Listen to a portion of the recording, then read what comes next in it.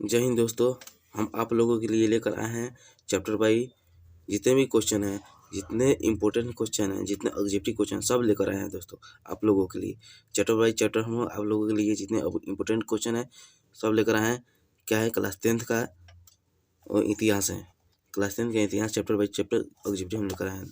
और है इटली एवं जर्मनी के वर्तमान में किस महादेश के अंतर्गत आते हैं? तो यूरोप दोस्तों। फ्रांस में किस शासक वंश के पुनर्स्थापना बिना कांग्रेस के द्वारा की गई है? तो दोस्तों बुर्बो वंश के द्वारा। मेजनी का संबंध किस संगठन के था? तो कार्बोनरी दोस्तों। किस संगठन से? कार्बोनरी। इटली एवं जर्मनी के एकीकरण के विरुद्ध में निम्न में से कौन है? तो ऑस्ट्रेलिया है दोस्तों। काउंट काबूर को विक्टोरिया एनुअल की किस पद पर नियुक्त किया गया है? तो प्रधानमंत्री के। गैरिबाल्डी पेशे क्या था? तो किस नाविक दोस्तों। जर्मन राज्य का निर्माण किसने किया था? नेपोलियन बोनापार्ट दोस्तों। अब हो रहा है रूस में कृषि दास प्रथा का अंत कब हुआ है? तो 1861 में हुआ है दोस्तों। रूस में जार का अर्थ क्या होता है? रूस का सम्राट दोस्तों। कार्ल मार्क्स का जन्म कब हुआ था? कार्ल मार्क्स का जन्म कहाँ हुआ था? जर्मनी में दोस्तों। साम्यवादी शासन का पहला प्रयोग कहाँ हुआ था दोस्तों? तो रूस में हुआ था। यूटोपियन साम्यवादी कौन नहीं था? तो दोस्तों सेंट साइमन दोस्तों। वार एंड पीस की रचना किसने की? टॉलस्टॉय ने दोस्तों। बोल्शेविक क्रांति कब हुई थी? नवंबर 1917 में दोस्तों। लाल सेना का गठन किसने किया था? ट्रोट्स्की ने किया था। लेनिन की मृत्यु कब हुई थी? 1924 में दोस्तों। ब्रेस्ट-लिटोव्स्की संधि किन देशों के बीच हुआ था? तो रूस और जर्मनी के बीच हुआ था दोस्तों। अब बोला रूस की क्रांति के समय शासक कौन था? जार निकोलस द्वितीय था दोस्तों। बोल्शेविक क्रांति का नेतृत्व किसने किया? लेनिन ने किया था दोस्तों। नई आर्थिक नीति 1921 में ईस्वी में लागू हुआ था दोस्तों। रॉबर्ट ओवन ब्रिटेन का निवासी था। कहाँ का निवासी था दोस्तों? ब्रिटेन का। वैज्ञानिक समाजवाद का जनक किसे? कार्ल मार्क्स को माना जाता था दोस्तों।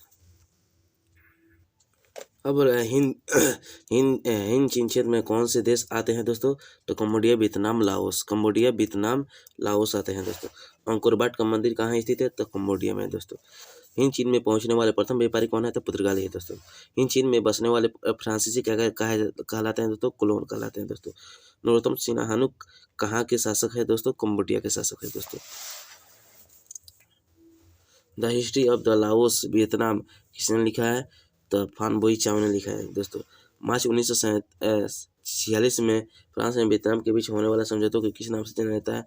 हनोई समझौता के नाम से जाना जाता है दोस्तों। किस प्रसिद्ध दार्शनिक ने एक अदालत लगाकर अमेरिका को वियतनाम से के लिए दोषी करार कर दिया? तो रशियन ने।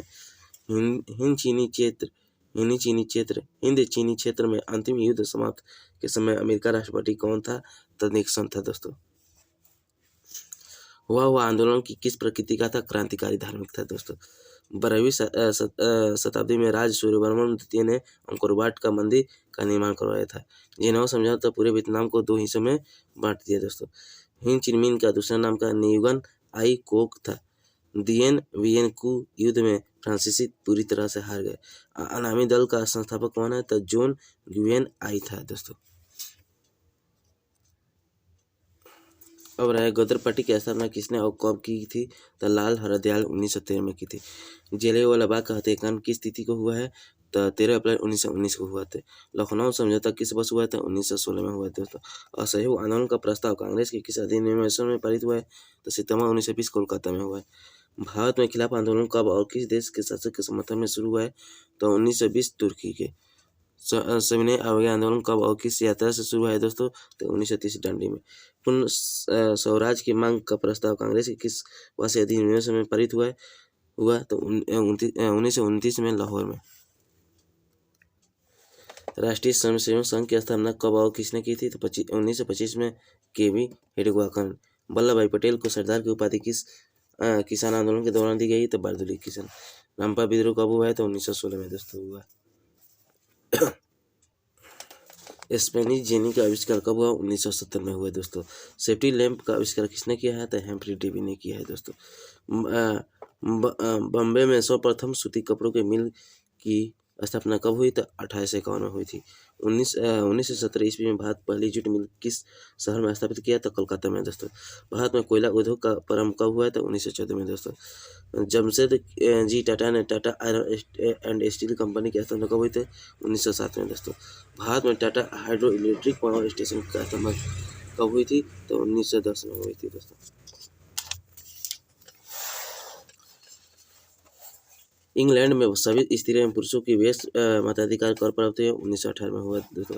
अखिल भारतीय ट्रेड यूनियन कांग्रेस की स्थापना कब हुई थी दोस्तों? तो 1920 में हुई थी। भारत के लिए पहला फैक्ट्री एक्ट पारित कब हुआ था? 1871 में हुआ था दोस्तों। सन 1938 में लंदन में चार्टिस्ट आंदोलन की शुरुआत हुई थी। उसके बाद नीतो मजदूर कानून कब पारित हुआ? 1948 में हुई थी। अंतर्राष्ट्रीय श्रमिक संघ की स्थापना 1920 में हुई है। प्रथम फैक्ट्री एक्ट महिलाओं की बच्चों की आयु एवं काम का घंटा को कम निश्चित किया गया है।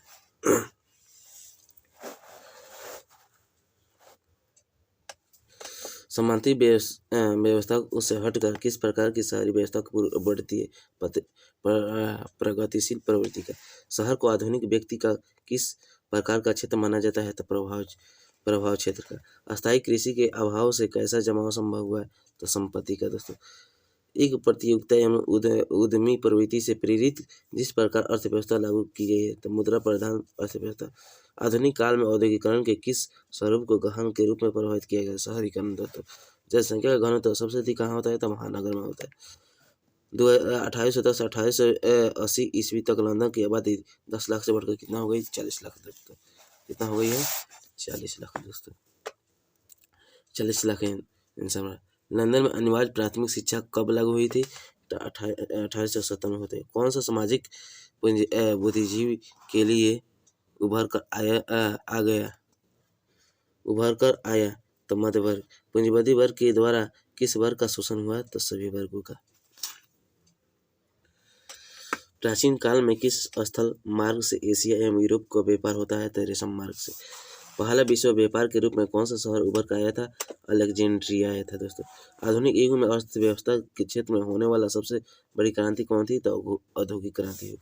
गिरगिटिया मजदूर बिहार के किस क्षेत्र में आते हैं? तो पश्चिमी क्षेत्र में आते हैं। बिहार विश्व बाजार का विस्तार आधुनिक काल में किस समय में आरंभ हुआ था? 18वीं शताब्दी में। विश्वव्यापी आर्थिक संकट किस वर्ष आरंभ हुआ था? 1929 में हुआ था दोस्तों। आर्थिक संकट के कारण यूरोप में कौन सी नई प्रणाली का उदय हुआ है? तो फ्रांसीसी नाजीवादी। ब्रिटेन वुड्स सम्मेलन किस वर्ष हुआ था? 1944 में हुआ था। भूमंडलीकरण की शुरुआत दशक में हुआ है तो 1990 के दशक में हुआ है दोस्तों। द्वितीय महायुद्ध के बाद यूरोप में कौन सी संस्था का उदय एवं आर्थिक दुष्प्रभावों का समाप्त करने के लिए है? यूरोपीय संघ का दोस्तों। अब आते हैं महात्मा गांधी ने किस पत्र का संपादन किया था? यंग इंडिया का दोस्तों। किस पत्र ने रातों रात का वर्नाक्यूलर प्रेस एक्ट से बचने के लिए अपनी भाषा बदल दी है? तो अमित शाह पत्रिका ने। 13वीं सदी में कितने ब्लॉक प्रिंटिंग के नमूने यूरोप में पहुंचे हैं? तो मार्को पोलो।